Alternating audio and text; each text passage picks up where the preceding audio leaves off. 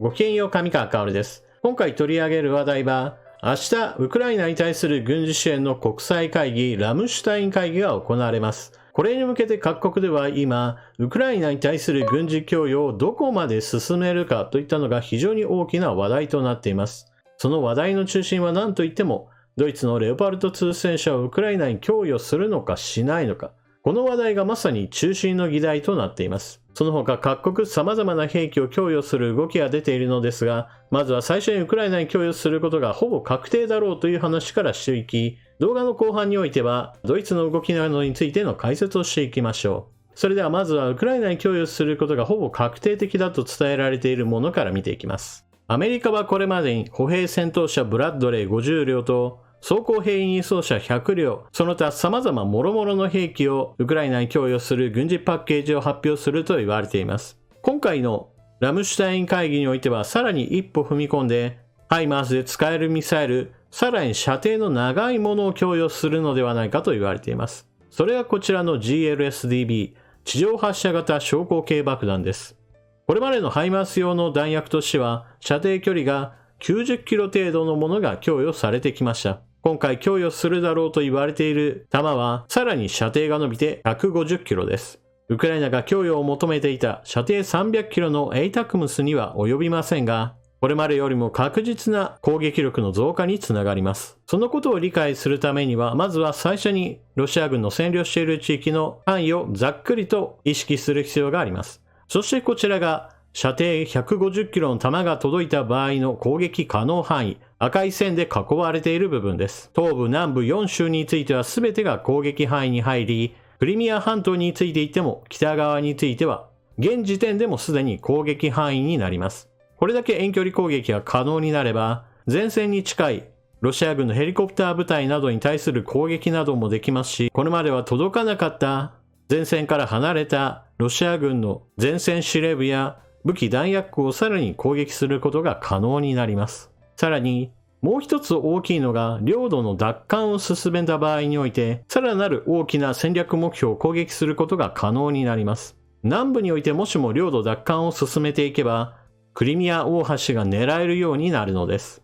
クリミア大橋は、鉄道と車道2つの輸送ルートがあり、特に鉄道を使った物資の輸送はロシアにとっては非常に大きな生命線となっています。ですから、ウクライナ軍が南部において領土奪還を果たしアゾフ海に到達してミサイルを撃ち込めるようになれば、クリミア半島に対する兵站が途切れて、領土奪還に弾みがつくのです。その他目立つ軍事支援についても見ていきましょう。以前、スウェーデンが自走砲アーチャーを供与することを発表したという話をしましたが、その後もスウェーデンから軍事支援の内容が伝わってきています。それは自走砲アーチャーだけではなく、歩兵戦闘車についても50両供与すると発表したのです。スウェーデンの一つの特徴は武装中立国だったということです。現在では NATO 加盟の手続きを進めているところですが、武装中立国の一つの特徴は、どこかの国が攻めてきたら戦うということを前提として中立を宣言していることです。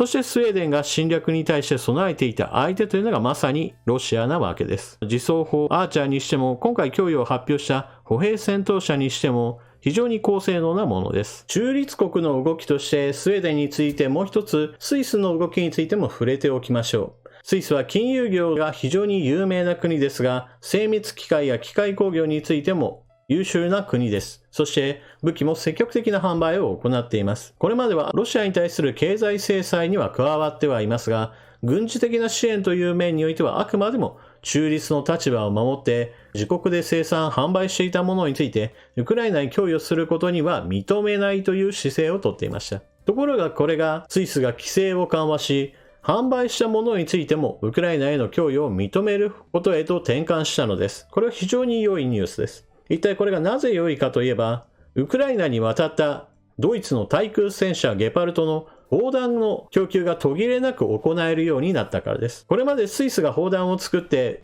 売っていた関係で、直接的にウクライナに渡ることはありませんでした。そのため砲弾を何とか用意しなければならないとして、ドイツのラインメタル社が生産供給の準備を進めていたり、スウェーデンで試作品を作って何とか間に合わせているようなかなり際どい状態でした。ドイツの対空戦車ゲパルトはウクライナにおいて中小型ドローンに対する攻撃であったり、足の遅い巡航ミサイルへの迎撃など、レーダーを搭載して自分で走り回って攻撃するといういわば自己完結型の迎撃兵器として活躍していました。しかし弾薬についての供給が不安があったというのが問題だったのです。今回スイスがそうした規制緩和を行うことによってゲパルトはこれまで通り対ドローン、対巡航ミサイル兵器としての役目をウクライナで果たすことでしょう。さてそれではここからは特にドイツの戦車についての話をしておきましょ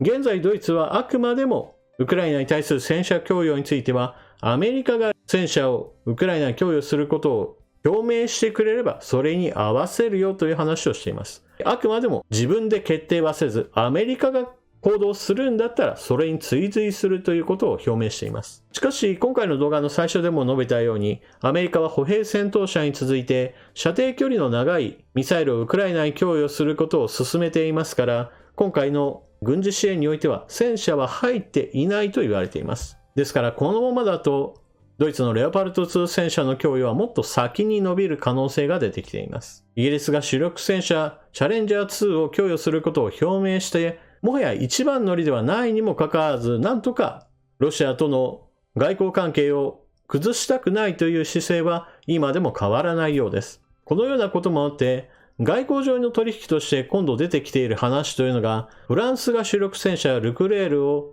ウクライナに供与することを検討し始めたというニュースが出ています。これはイギリスのチャレンジャー2と同様にしてドイツに対していやいやもう他の国もどんどん供与しているんだからドイツあなたもついてくるべきだといういわば外交的圧力を加えるための駆け引きの一環だと言えるでしょう。というのもイギリスのチャレンジャー2と同様にしてフランスのルクレール戦車についていてもあくまでもフランスで多く持っているだけであり、世界に多く販売されているわけではありません。ですから大量にウクライナに供与するのは難しい戦車です。フランスがこうした動きを見せるのも、結局のところドイツが自分で決定しないという行動を取り続けているせいです。ドイツがこのようにして決定を渋る理由というのは様々あります。以前お話ししたように、ドイツはあくまでもロシアからのエネルギー輸入というものを完全にゼロにすることができないので、まだまだ激しい反発を受けるわけにはいかないという理由がある。それ以外にも連立政権内においてももっと供与を進めるべきだという意見がある一方において